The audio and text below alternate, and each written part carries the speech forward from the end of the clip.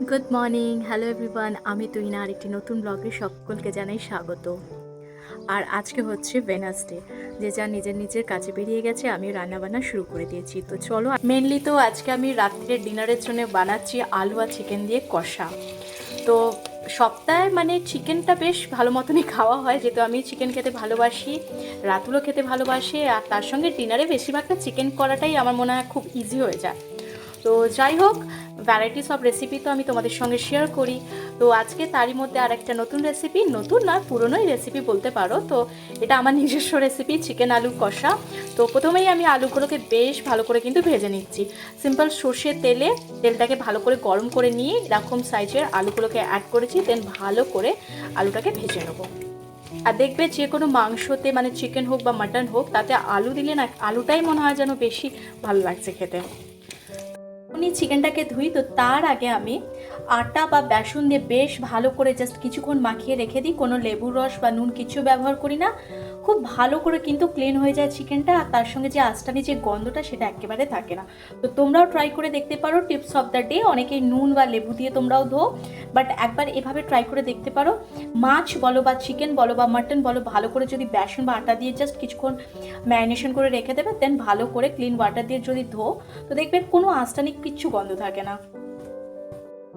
ভালো করে গরম হয়ে গেছে সর্ষের তেল, তো তাতে অ্যাড করছি গোটা জিরে, জাস্ট হাফ চামচের মতন। অ্যাড করছি দুটো তেজপাতা। ফোড়নটাকে প্রথমে খুব ভালো করে ভেজে নেবো। যখন একটা পেঁয়াজটাকে খুব ভালো করে ভেজে নিতে হবে, একেবারে লালচে করে কিন্তু পেঁয়াজটাকে ভাজতে হবে। পেঁয়াজ এখানে বেশ ভালো করে ভাজা হয়ে গেছে। এবার টমেটো কুচি 4 চামচ মতন অ্যাড করলাম, মানে বড়।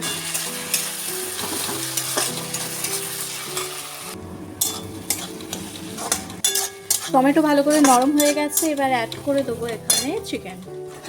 তো চিকেন আমি সেভাবে কিছু ম্যারিনেশন করিনি, জাস্ট ভালো করে আটা বা বেসন দিয়ে ধুয়ে নিতে পারো। যে বেশ ভালো করে চিকেনটা কিন্তু ভাজা হয়ে গেছে পেঁয়াজের সঙ্গে, পেঁয়াজও খুব ভালো করে কিন্তু নরম হয়ে গেছে। এবার অ্যাড করব আদা, রসুন, শুকনো লঙ্কা থেতো করে রাখা, তার সঙ্গে কিন্তু দুটো এলাচও আমি বেটে দিয়েছিলাম।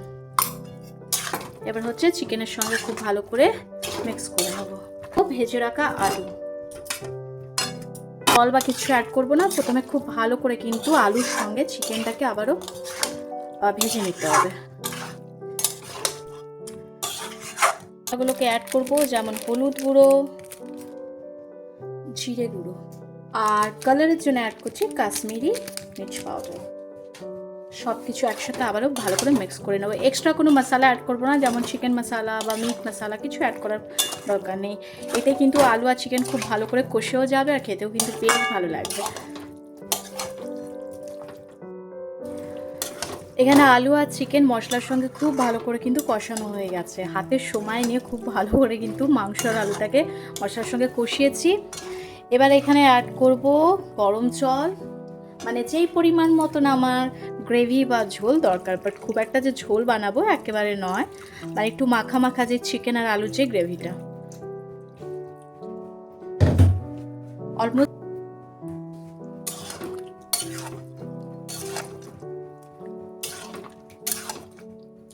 ভালো করে সব কিছু একসাথে খুব ভালো করে মিশিয়ে দিয়েছি। এবার ভালো করে কিন্তু ফুটিয়ে নিতে হবে।